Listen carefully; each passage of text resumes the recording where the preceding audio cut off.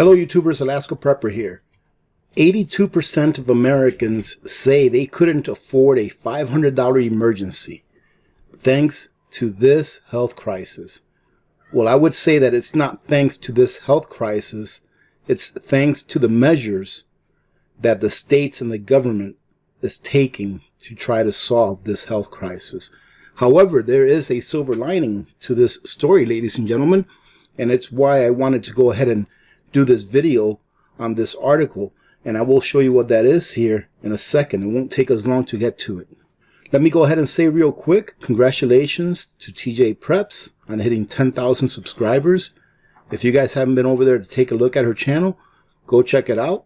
She has good videos and she has awesome live streams.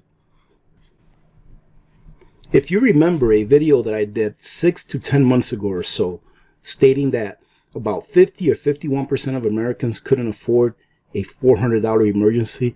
Now look at this, ladies and gentlemen. 82% of Americans say that they cannot afford a $500 emergency. And in my opinion, that's exactly where they want you. They want you in a situation where you cannot take care of your own personal needs and or your families. However, let's go ahead and read this article real quick. A recent survey of 2,000 Americans took a close look at how personal finances and spending habits have changed since the start of this health crisis, which crushed the U.S. economy and has triggered a protracted downturn around the world. With the U.S. labor market adding just 245,000 new jobs last month, a sign that the sharp rebound from the chaos of March has already run its course, and millions of Americans waiting on more stimulus from Washington. The share of people living check to check has expanded rapidly, and it's going to continue to expand, ladies and gentlemen. Even before this health crisis, a staggering percentage of Americans did not have enough cash on hand for an unexpected hardship of $400. But what's even worse, for Americans' consumption-driven economy, is that a solid majority of Americans have reduced spending, some dramatically, as this health crisis has made socialization difficult, meaning that people can't really go out and socialize in the manner that they used to, like go to restaurants, bars, movie theaters, things like that. According to the survey, 63% have cut back on spending since the start of the pandemic.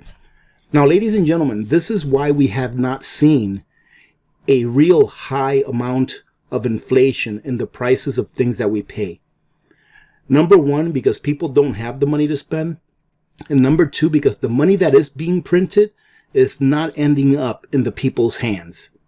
As I've stated before in previous videos, most of the money that has been printed out of thin air has been given to the elite, i.e. corporations, the mega rich, billionaires. Most of that money did not end up in the people's hands. So far, this last year, I do believe that in total, about an additional $4 trillion or so was created out of thin air, ladies and gentlemen. Almost a quarter of all of the money that was in existence already was created this year. But most of that did not end up in the hands of the people. And those that did get some money from the government decided to save it instead, or put it in the stock market instead of spending it into the economy. That is why the velocity of money, or the velocity of the dollar, has not increased very much since the beginning of this health crisis. And deflation is the kryptonite of the Federal Reserve and the banks. They do not want deflation. The government as well. The less money that is spent into the economy, the less taxes that are collected. Asked for their reasons, respondents cited the need to be more cautious with their finances, experience a reduced salary or income, and staying home more often. For those who have cut back, 64% say they are spending less on dining or takeout. 61% have reduced spending on entertainment, such as concerts or movies, while 55% are buying less apparel and 52% are spending less on travel.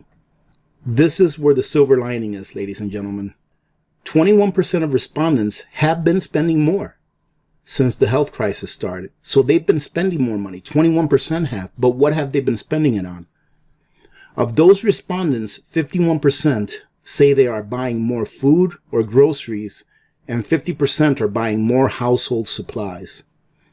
That is great news, which means that about 10% of the respondents in total are spending more money than they were before, but instead of spending it on things that don't bring value to their life, they're spending it on things that actually bring value to their life, meaning food security, meaning trying to beat inflation as it comes in the months and years ahead by buying things that they need now.